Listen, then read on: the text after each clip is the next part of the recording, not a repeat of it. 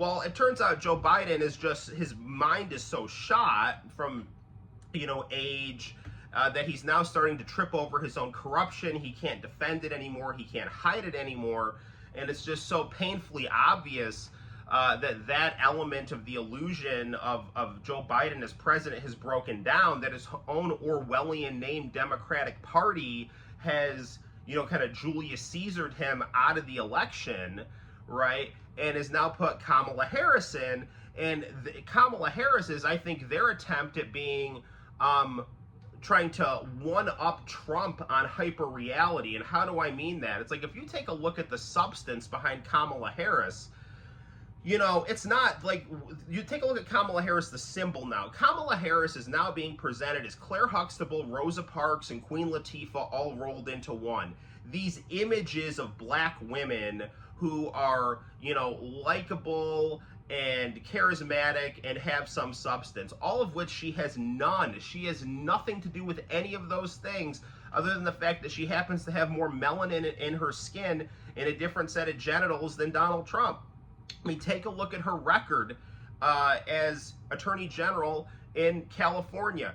Things like denying DNA evidence to people on death row. Things like, jailing black men for minor drug offenses. Things like extending prison sentences for cheap labor within so that they could be cheap labor for the California state.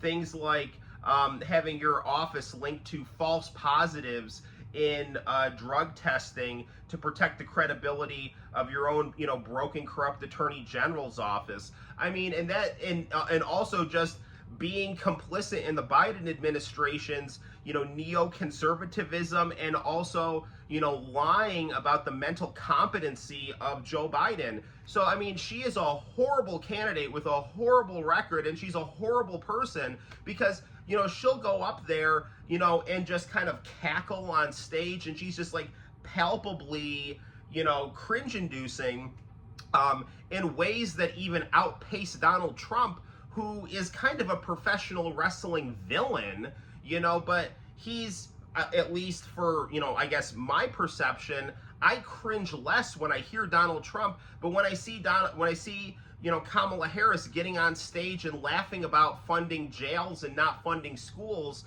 and then, or even when she's debating Mike Pence and just being really sarcastic about, oh, well, your tariffs, you lost your tariffs, like that kind of thing. I mean, it's almost like Donald Trump was the bratty 7th grade boy, and the Democrats' response to that is to get the most insufferable bratty 7th grade girl to try to be more, and try to dress her up as something that she's not, and try to outpace Trump at his own bullshit, but in a way that's actually more sinister, because one thing about Donald Trump is you could say the fractal reflections of hyperreality within him is almost ironically more down to earth. Like, he doesn't know how to lie well because he's not part of that tribe within the bourgeoisie. But Kamala Harris is more like a sociopath, and I don't mean that to be necessarily like hyperbolic. I mean, it's true. It's like, I met Elliot Spitzer, and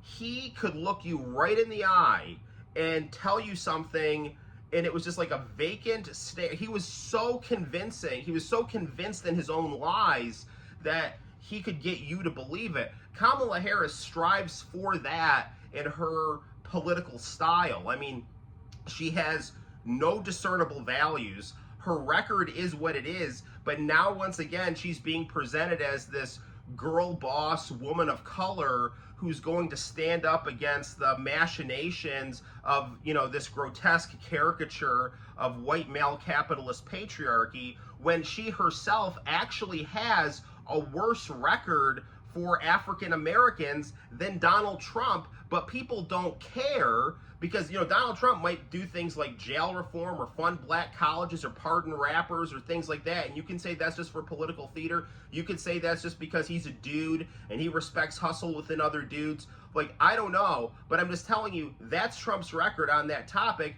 I just told you Kamala Harris's record on that topic, but what you'll do is you'll get people who hate Trump so much because they can't stand his heel character from professional wrestling and how he's kind of worked himself into that character sometimes, that they will support Kamala Harris, who has a detestable record, is by all accounts a detestable person, has nothing to run on, but her image, her hyper-real image of as being Claire Huxtable, Rosa Parks, and Queen Latifah all rolled into one, that image is way more important than the flesh and blood person behind it, and that is the element, that is the essence of hyper-reality that is taken over American politics. So that's all I really have to say about this topic for right now.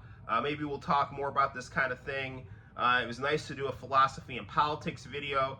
You guys take care, and until next time, guys, my name is Noel, and I will see you in the very near future on the Noel Comics YouTube channel. Bye-bye.